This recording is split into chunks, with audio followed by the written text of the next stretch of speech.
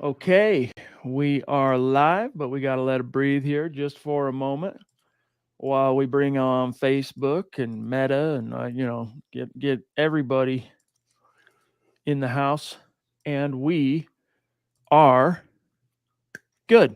So, welcome in everybody. It's the Mile High Huddle podcast. I'm your host Chad Jensen, and with me, as always, my fellow football priest. You know him, you love him, Zack Kelberman. Zach, brother.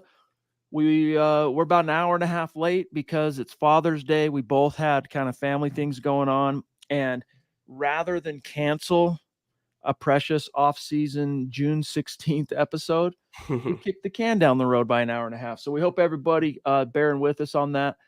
We've missed you. Hope everyone's doing well. But dude, hope you had a good weekend, Zach.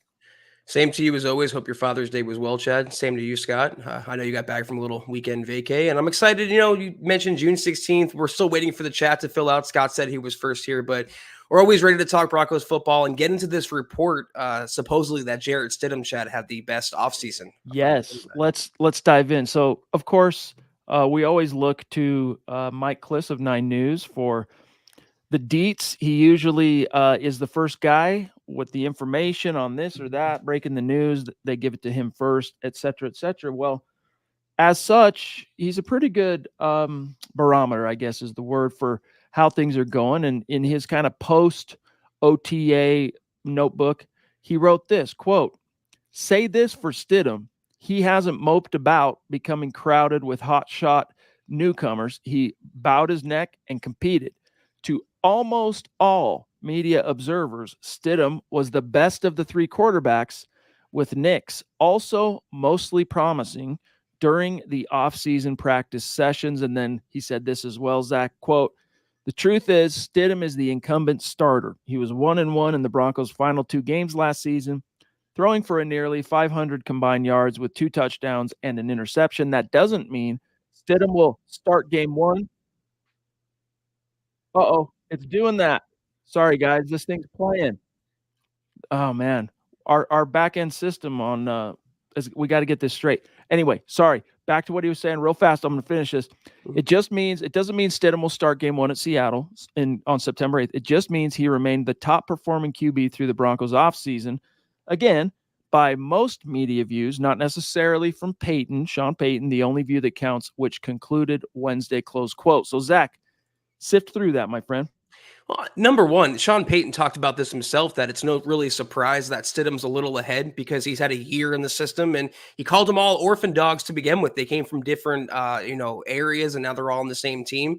But it's no surprise that the veteran who's been in the league and been in Payton's system for a year is ahead of the guys that are learning it on the fly. And number two, you signed Jarrett Stidham in part because he's that steady presence under center, Chad. It's why you benched Russell Wilson. It's why you went to Stidham for that stability, and you can stay on schedule. He's like a veteran version of Bo Nix. The thing is, when the rookie version of Bo Nix is ready, he'll be the one under center. Mike, so good to see you, big dog. And yes, happy Father's Day to everybody. Hope it's been a good day for the dads. We love the dads in Broncos country and MHH. But Zach, I don't know. I find it a little bit sus, and here's why. I didn't talk to anybody who was raving to me about Jarrett Stidham. I didn't hear or remember reading too much, whether it was in the blogosphere, the print columns, Twitter, whatever, about how great Stidham is looking. It was kind of like he would get a mention here and there as kind of matter of course. Mm-hmm. Now, you could argue that that's a byproduct of a first round, the notoriety and the scrutiny and the shine of a rookie first round quarterback. And there's probably some truth to that, no matter which way you cut it. But I don't know. It's a little sus to then all of a sudden, and including Sean Payton, by the way, he stands up and he answers the questions that are asked of him, whatever. No one was asking him about Stidham, right? Very few questions ever about Stidham. So thus, Sean Payton wasn't talking much about Jarrett Stidham or how great he's doing.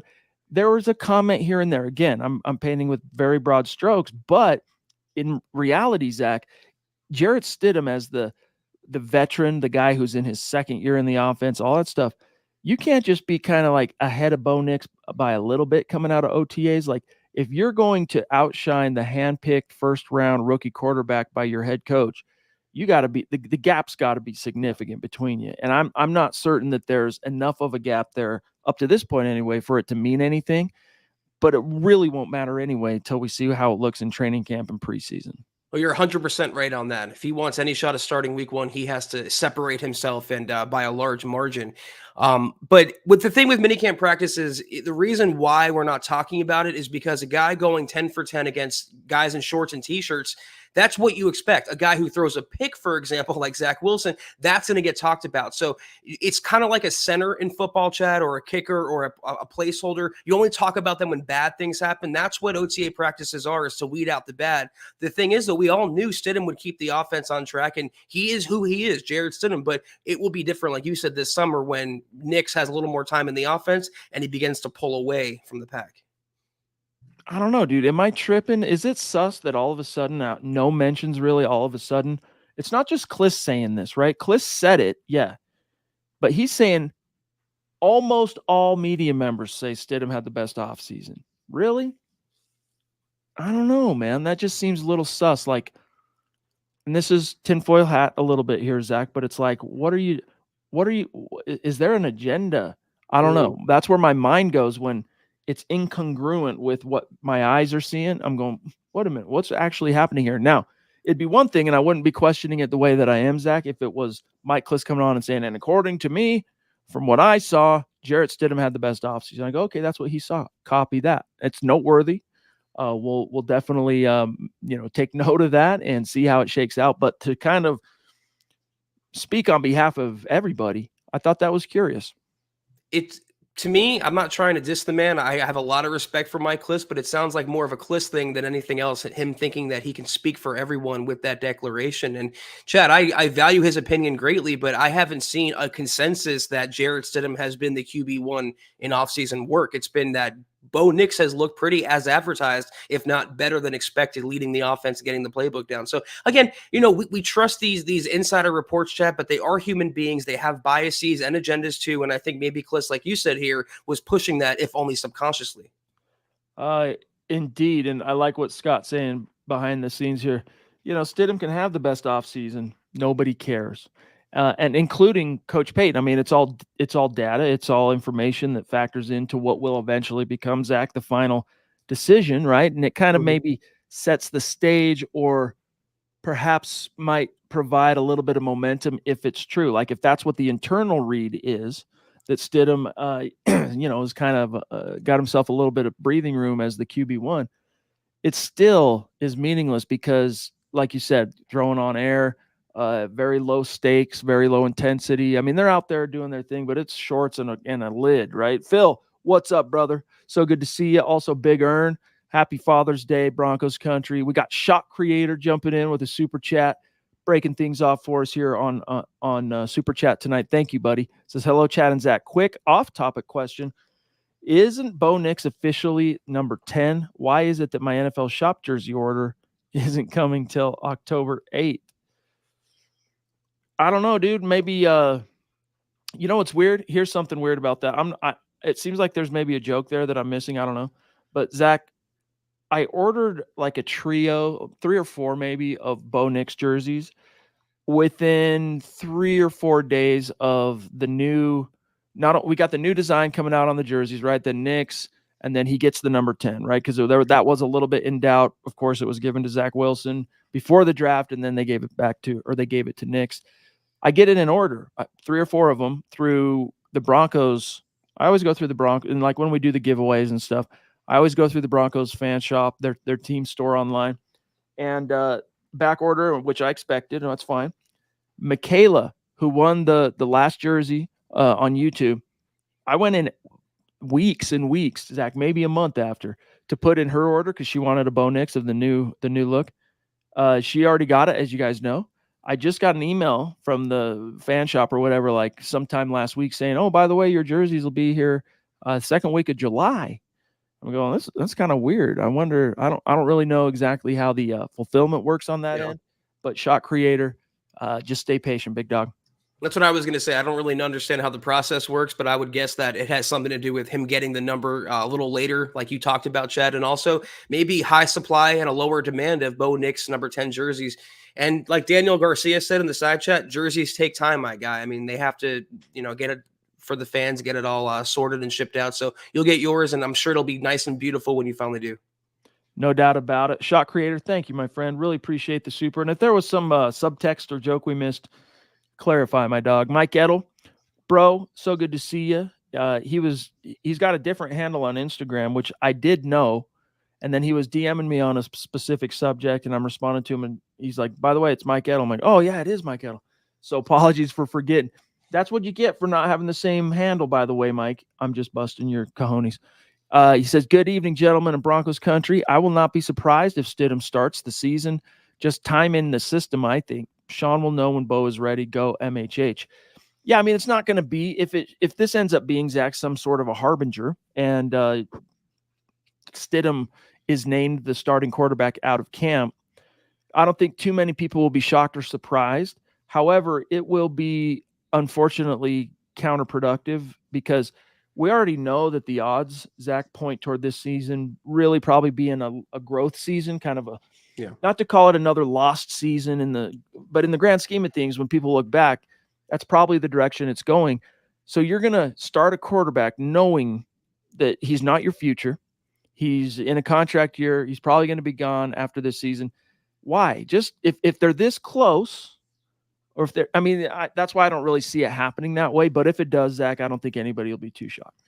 I'm with you. I can strawman it a little bit by saying maybe they want to ease Bo Nix into the process and not throw him into the fire, which I kind of could understand. Also, number two is you would create the bar kind of low for Bo Nix to beat out Stidham for the starting job if you insert him as QB1. But the downside to that is the biggest con that I'm worried about is hurting Bo Nix's confidence. Because if Stidham is named the starter and the 12th overall pick, who's the most experienced collegiate player or quarterback of all time, doesn't get the week one nod, he's going to hear so much scrutiny from the fans and the media, more so than he already has, Chad. And you don't want to ever screw with a rookie quarterback's confidence. Mike, ultimately, I will be surprised if Stidham is under center week one. I think Bo Nix, and I could speak for Chad, we both think that Bo Nix will beat him out to be the QB1 in Seattle. Yeah. You drafted a 24-year-old Bo Nix, the most career starts in NCAA history. You've done nothing but talk about, well, first of all, gush about him all offseason long and at every opportunity. And along the way, basically saying, not just basically, but he's NFL ready. We viewed that he was ready to just hop into the fire. So then don't waste time, right? Don't set the franchise back playing Elway type games. And granted, Elway really tried to strong arm Kubiak into getting Paxton Lynch on the field back in 2016. And he got some pushback from the coach. It was a big reason why Kubiak purportedly stepped down at the end of the season, yada, yada. But as time marched on at various points during the late Elway regime, how many times did you question, like, what are we doing at quarterback? Why are you doing this? There is zero upside except to satisfy maybe a coach's self-preservation instinct, or to be able to silence this one section of the locker room that's like, yo, we want to win now. We're not trying to wait. No. You got to find when you're starting over, Zach, it's about trying to satisfy the best of both worlds. Meaning, yes, you want to win now. That's what the NFL is about. But at the same time, you do have to keep on that priority hierarchy, the development and immediate get him through that trial and error learning curve thing of a highly drafted player. Then we'll grab Phil. Yeah, I feel like if you draft a quarterback in the first 2 rounds and you're a quarterback needy team, at some point that rookie quarterback is going to play. And we saw it. You talked about the later Elway years, Chad. 2019, you had Drew Lock as the rookie, but you signed Joe Flacco as the veteran, hold the fort. You had Brandon Allen, I think, that year too. And still, Drew Lock saw the field, and it was always going to see the field because you have to know what you have in the future. And Jarrett Stidham, as much as he looks good in the present, he's not the future. Bo Nix is.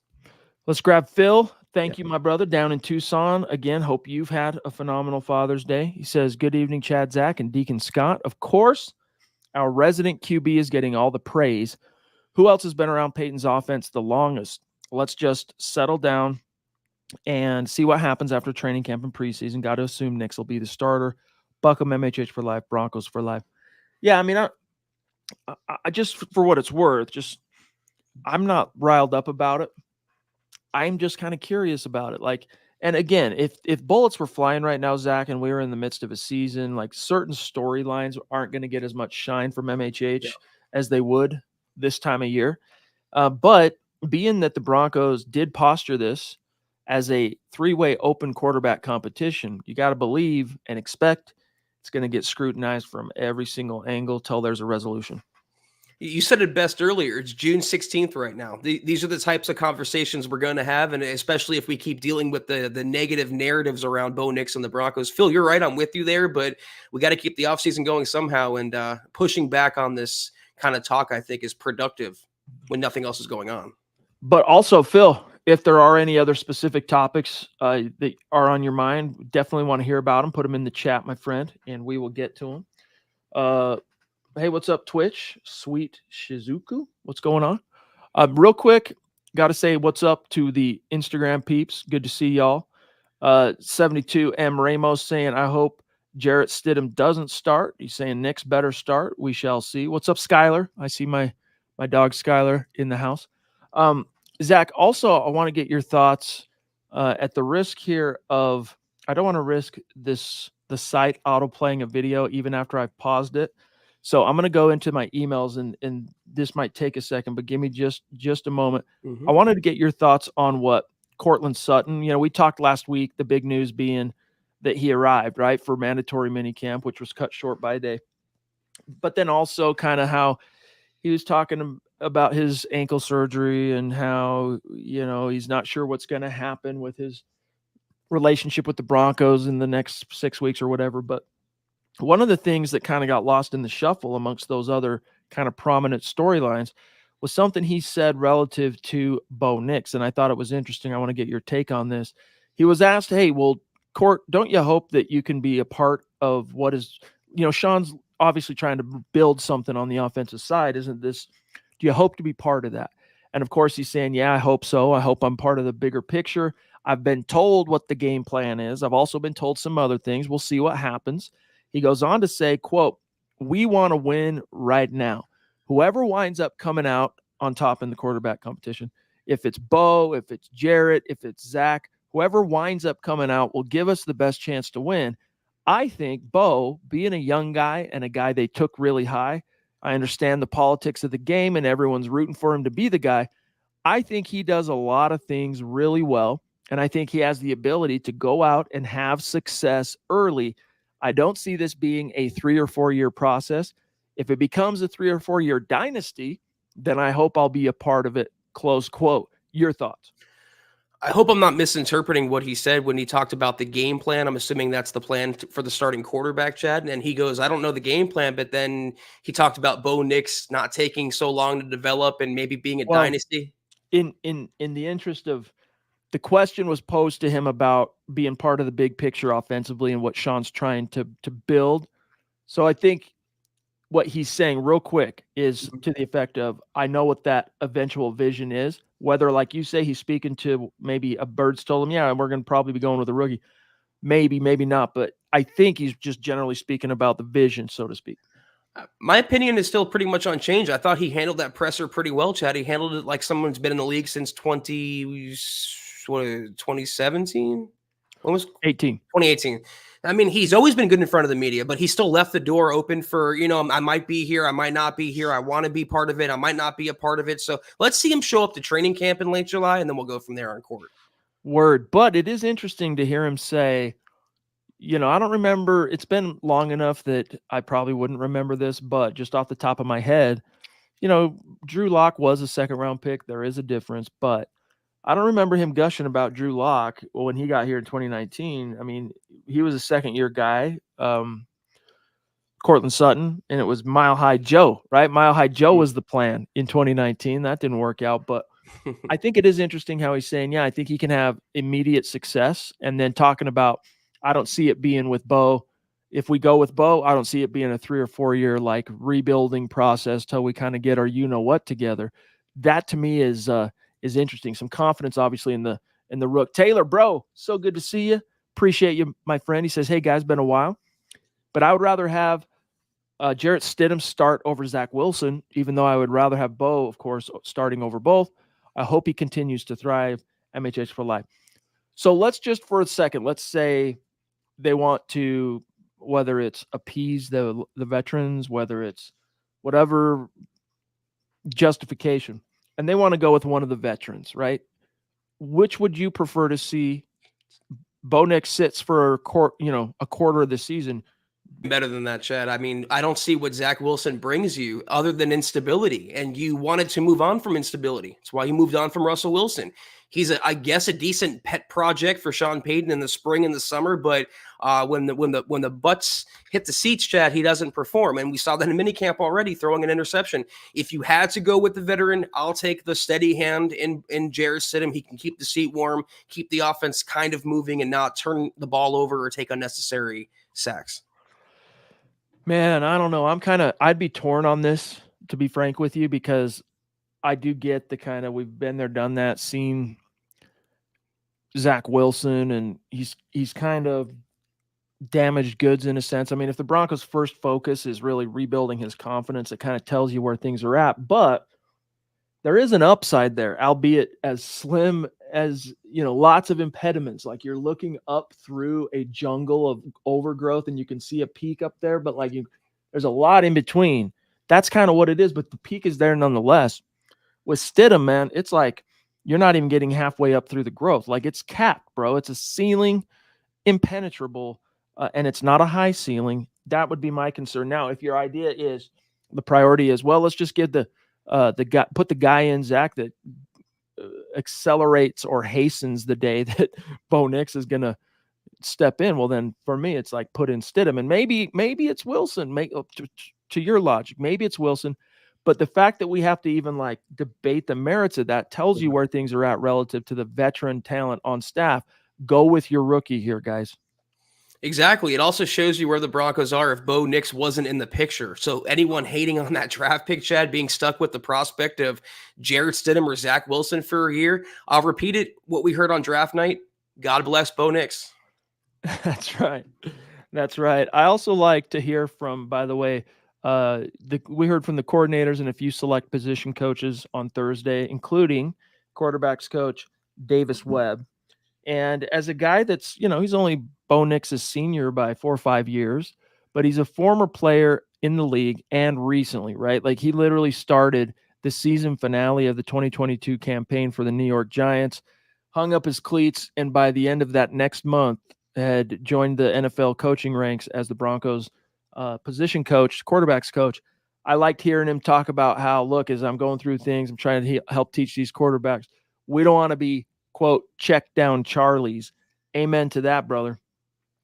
It's true. I mean, you need someone to open up the offense a little bit. And I'm just reading some of the comments from KW. I think they're misinterpreting what we were talking about. We're not advocating for Jarrett Stidham to start over Bo Nix. We were asked, if Bo Nix is out of the equation, would you rather go with Stidham or Zach Wilson? I'd go with Stidham. Chad made the case for Zach Wilson. Both of us want Bo Nix to start week 1. Yeah, either one of those possibilities are less than thrilling. It would be a bummer situation. Ernie's like, hey, Bo Nix will start. Yep. But Zach, last night I had the opportunity to join Ron White on the Orange and Blue View podcast, which was a lot of fun Saturday night. We talked about risers, like who we saw as some of the big, it's OTA. So again, some of the same logic applies. You can't go jump into too big of conclusions based on kind of glorified underwear Olympics, so to speak, on a team level. But who are some of the players you feel like helped their stock relative to the roster and depth charts movements coming out of the OTAs, now that it is, in fact, officially in the books? One that jumped to mind right away, and I'm sure I'll think of others, is Julio McLaughlin. From the way Sean Payton talked him up, being the first one in the building, I saw some clips where he was, I know it's shorts and T-shirts, but he looks explosive. He actually looks more explosive than he did in year 1, and the Broncos backfield is wide the hell open, so I thought he had a pretty good offseason, Chad. Yeah, it's going to be interesting.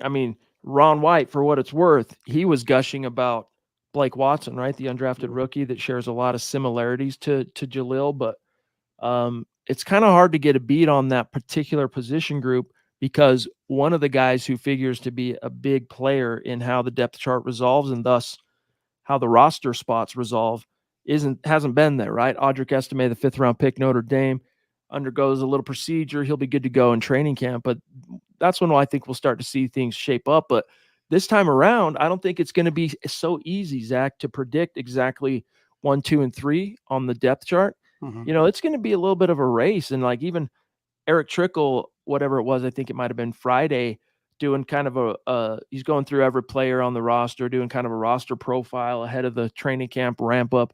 And relative to Javonte, kind of floated the premise, Zach, that this time around, maybe his roster spot isn't exactly guaranteed. And you can say that about anybody, with the exception of maybe like a Bo Nix or something, but maybe Javonte roster spot, not exactly guaranteed. What do you think to the premise?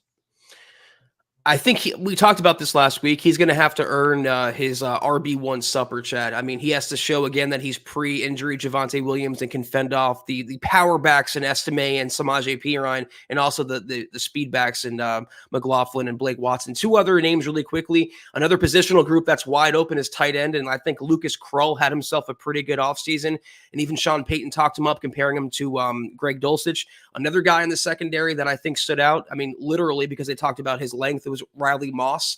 They really need him to step up, Chad, and justify that draft pedigree and take hold of that spot in the secondary.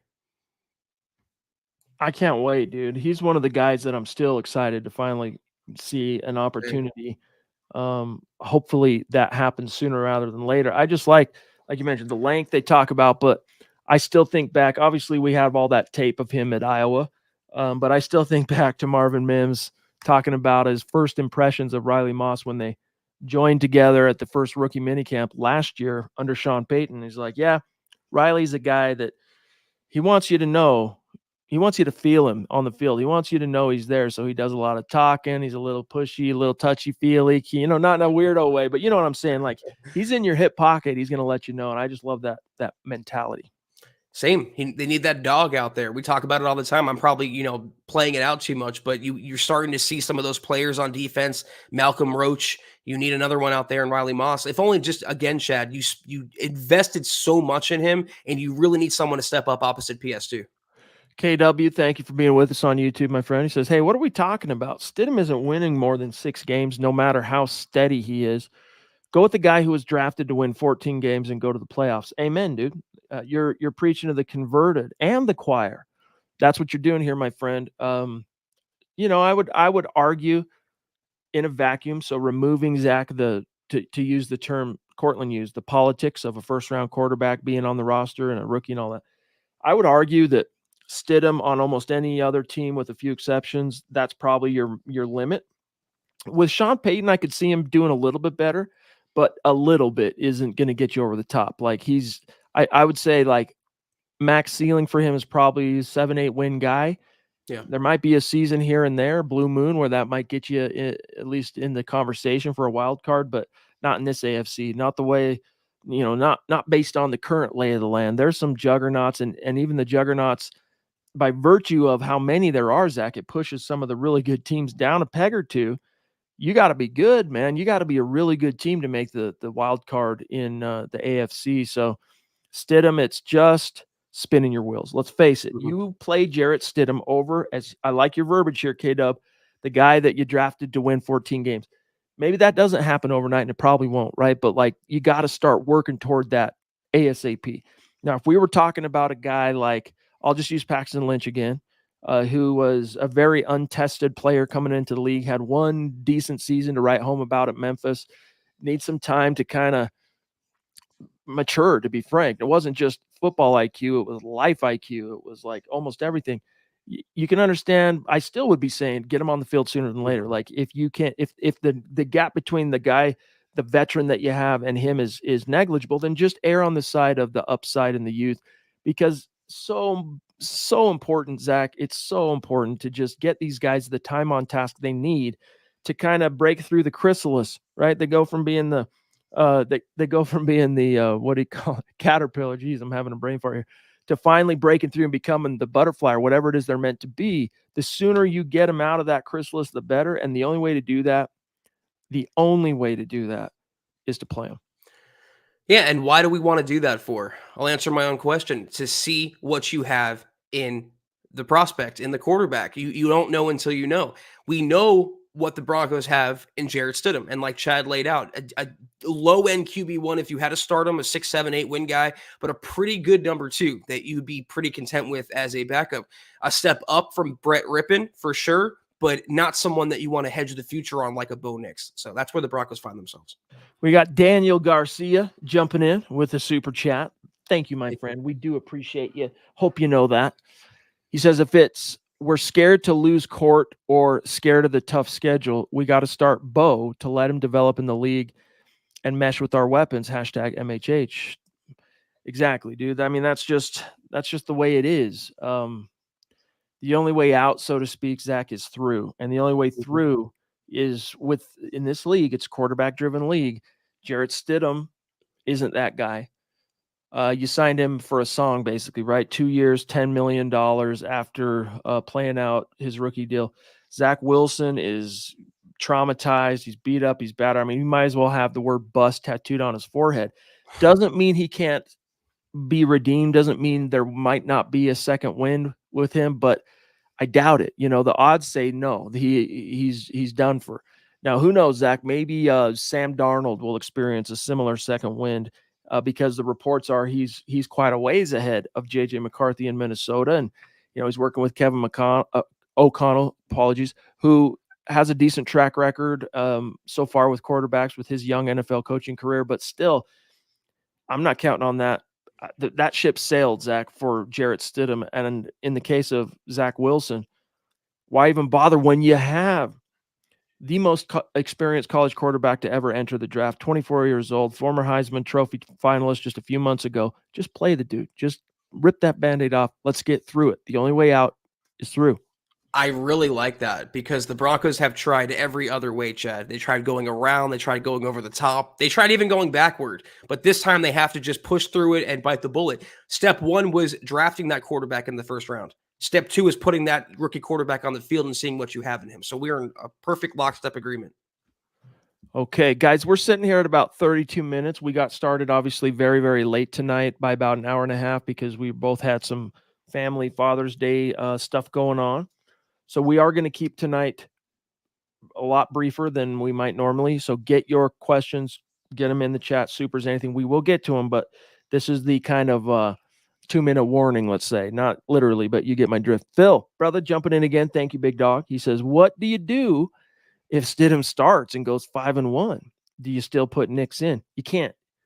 If he goes 5-1, you can't put the rookie in. You kind of made a bed, and it's not the worst thing, but it's going to be short-lived. I just don't see it happening either way, man. I'd be surprised. Now, Zach, if you put Jarrett Stidham, kind of like Brock Osweiler, going 5-2 or whatever it was in lieu of Peyton Manning in 2015, if you put Jarrett Stidham on a team that's that built around him, I could see a 5-1 because they're going to do almost all the heavy lifting. You just got to kind of not screw it up and be efficient in critical situations, which is easier, obviously, said than done. We've learned that the hard way post Super Bowl 50. But that team is not the 2024 Broncos. As I will tell you over and over again, Zach, that the dearth of talent and the talentless roster tropes that are all over the internet relative to your Denver Broncos, that's way overblown.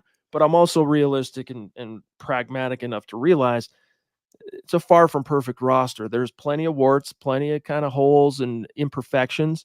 And Jarrett Stidham is just not a caliber quarterback that can raise ships around him. Bo Nix, though, could be that guy. So I don't know. It's an interesting conundrum, Phil. What do you think, Zach? What do you do if Stidham starts the season 5-1? The first thing I do is open my eyes and I wake up because that was a dream. There is no way, Phil. I'm not to discredit Jarrett Stidham. Chad, there is no way he starts the season 5-1. First thing I do is open my eyes and wake up.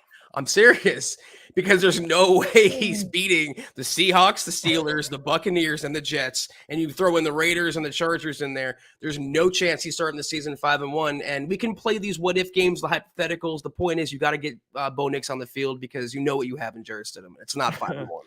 That was funny. Mike jumping in again. Thank you, brother. To the David Carr factor. Yeah. If we're talking about Zach Wilson, very similar plight in that they just got ruined, hashtag RUINT in their original NFL home. I mean, in the case of David Carr, I mean, that dude sacked more than any quarterback of all time, at least back then. It was brutal, man. You want to talk about damaged goods and trauma. And, we laugh at like the Sam Darnold coming to the sideline and very unfortunately having a mic close to him that picks up. I'm seeing ghosts out there. That was David Carr ad infinitum. Like it was 10x, poor guy. And he could have been something in the league. He ended up going on to, unfortunately, just be a backup before he called it a career. But very similar, that starting point, Zach, that Sean Payton and company have relative to Zach Wilson.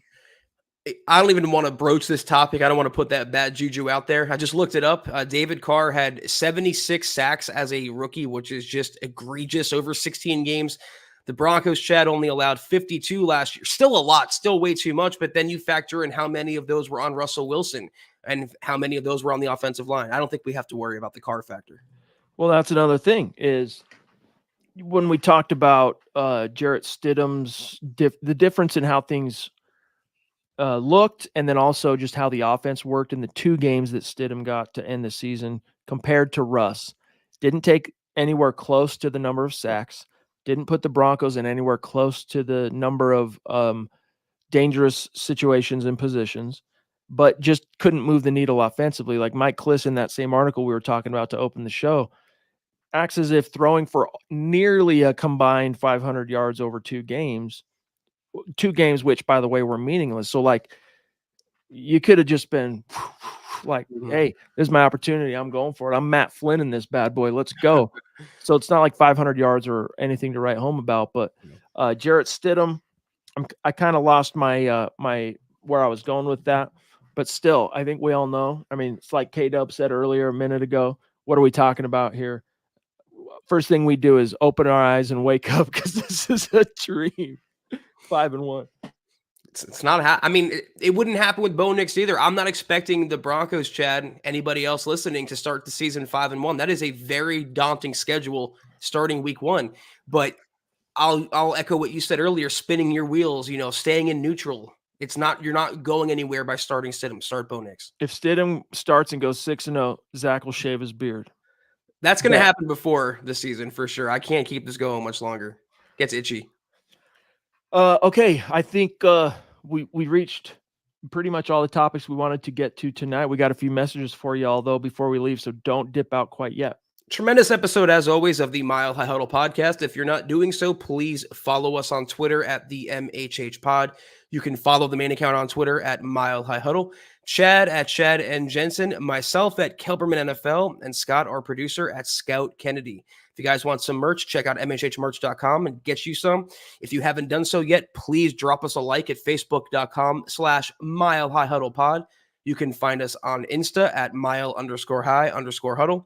If you're listening on Apple Podcasts, make sure you're leaving your Football Priest a 5-star review for a chance to win some of that merch each and every single month. But if anything, y'all, please, please, please subscribe, like, and share this video and every video you see on the MHH channel. It really helps us grow and reach more Broncos fans just like you. Hey, real quick, I want to grab this from JMG4AU. Resident Auburn Broncos fan here. Just a question. Patrick Mahomes was also taken in the first round. He didn't start right away. What's the rush to put Bo on the field? Let's just let him sit back and learn. That's just not the way it goes for the vast majority of first-round quarterbacks that find success in the league. I take you back to something Sean Payton said on May 23rd when he was asked, hey, what does it take for an NFL coach to feel comfortable starting a rookie quarterback? And basically the conditions he laid out, I think, are quite true for the vast majority, if not all, NFL teams, which is something like this. To distill it, you got to have a proven guy. And he went on to ahead of the rookie, a guy. Examples he used was Aaron Rodgers sitting behind a Hall of Famer, Brett Favre. Then later on, he also used Jordan Love sitting behind a future Hall of Famer, Aaron Rodgers, as the examples.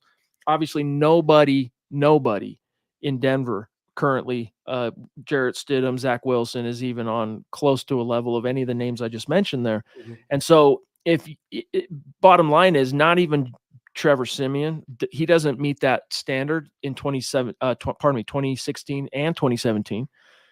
Teddy Bridgewater didn't meet that standard over Drew Lock. However, Drew Lock was a second round pick, not a first round pick.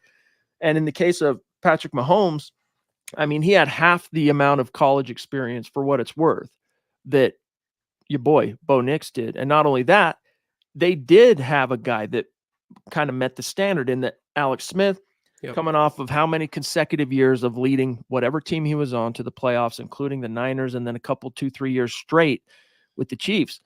Andy Reid getting frustrated, feeling like, I'm not sure we're going to be able to ever get over the hump with this guy. But nevertheless, he was at a level and enough skins on the wall and in that locker room that you could not just sit him down and play the rookie. Plus, Patrick Mahomes, going back to his rookie season, people were freaking out that this dude was going to be a bust because of all the picks he was throwing in training camp, which is laughable in hindsight, right? We look back at that and we laugh. But the bottom line is, you look, JMG, at every successful top-level quarterback right now in the league. Most of them, if they sat, it's for a game or two, and then they played. Even John Elway, before, the irony here, Zach, before he became a Broncos personnel executive, was on record as just John Elway, the Hall of Fame quarterback, saying on when it comes to the best way to approach a rookie quarterback, a highly drafted rookie quarterback. So the only way to learn is to play. You got to play him. You got to have the intestinal fortitude to get him on the field, kind of damn the torpedoes, because the sooner, again, the only way out is through, Zach, and the sooner you get through it, the better. There's arguments for and against starting a rookie and letting him develop. But if you're going to bring up Patrick Mahomes or Jordan Love, I mean, they were sitting behind Alex Smith and Aaron Rodgers. That's not Jarrett Stidham. It's apples and oranges. I'll take it a step further and make it a different kind of analogy here to close it up tonight, Chad. You know, when you're cooking a turkey and they have that little thing and that little timer thing that tells you when it's ready. Well, if you open it up with Bo Nix, it's popped. He's ready. When Mahomes entered the NFL, that thing didn't pop yet. He wasn't ready. He was still raw. Jordan Love wasn't ready. He was still raw. Bo Nix is not raw. Bo Nix is ready. He has the most starts of any college quarterback in history. He's mature beyond his years, and Sean Payton has done nothing but gush about him. He's ready to go. Throw him in the fire.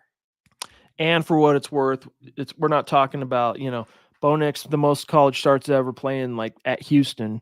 We're talking the SEC, your Auburn Tigers and the Pac-12. But guys, a mile-high salute and a special shout-out to the great Super Chat superstars and supporters tonight, helping us keep the lights on a late Father's Day edition of the Mile High Huddle podcast. We got The Ronk, we got Shot Creator, we got Mike Edel, we got Phil McLaughlin, Taylor Christensen, Daniel Garcia, Mike Edel. Much love and respect. And to each and every one of you that spared us some of your time on Father's Day, thank you.